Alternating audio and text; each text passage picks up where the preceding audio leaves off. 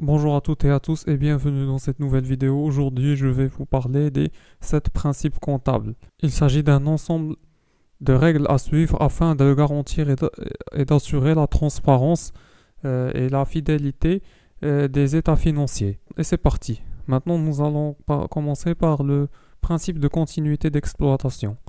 Le principe de continuité d'exploitation, comme son nom l'indique, une continuité d'exploitation.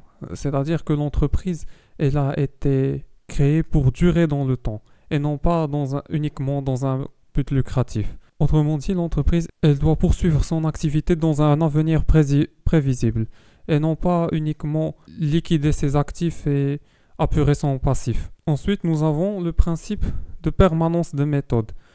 Comme vous le voyez ici, l'entreprise, elle doit adopter une des méthodes de valorisation des stocks, soit FIFO, soit LIFO, soit CMUP. Elle doit adopter l'une de ces méthodes durant tout son cycle d'activité. Toutefois, si elle souhaite changer de méthode, elle doit le faire savoir dans ses états financiers et plus spécifiquement dans l'état d'information complémentaire, le document dont nous avons parlé la séance précédente. Ensuite, il y a le principe du coût historique. Le principe du coût historique, il consiste en l'inscription des immobilisations acquises par leur valeur d'entrée. Par exemple, si une immobilisation a été acquise le 1er janvier 2001, par exemple, à $2000, elle doit conserver la même valeur l'année prochaine dans le bilan. Dans le bilan, elle doit garder la même valeur quelles que soient les fluctuations du marché. Bon, sa valeur peut se déprécier suite à un amortissement.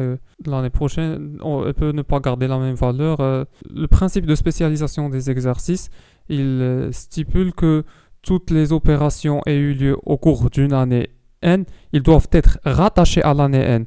Peu abstraction faite de la date d'encaissement ou de décaissement. Le principe de prudence, il préconise qu'il ne faut pas surestimer les revenus ou sous-estimer les charges. Et que toute charge probable doit être inscrite dans les états financiers, doit être enregistrée.